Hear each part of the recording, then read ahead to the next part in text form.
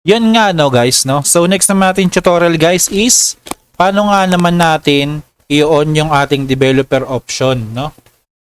So ito na guys, gagawin na kagad natin. Syempre, unang-una punta muna tayo ng settings.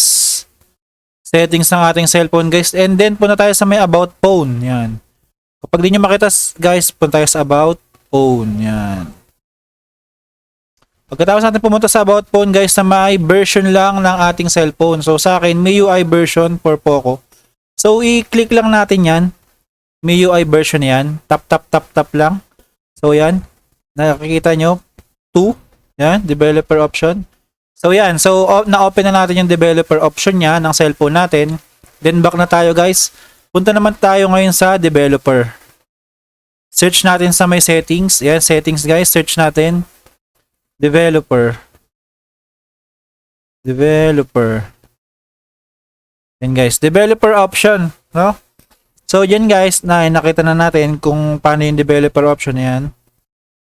Yan. Yung USB debugging diyan makikita guys, no?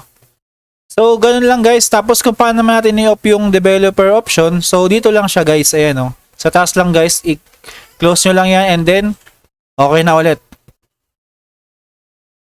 Naka-off na kagad yun, developer option. Basta kapag i-on nyo guys, dito lang siya sa may about phone and then tap nyo lang to ng maraming beses yung version. Yan. So magiging developer ulit siya. Tapos pag naging developer kayo, search nyo sa settings, developer option.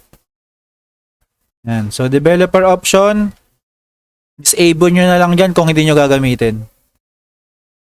So yun lang guys, no? Sana nakatulong kung paano natin i-on and off or disable or enable yung developer option. So yun lang guys, salamat.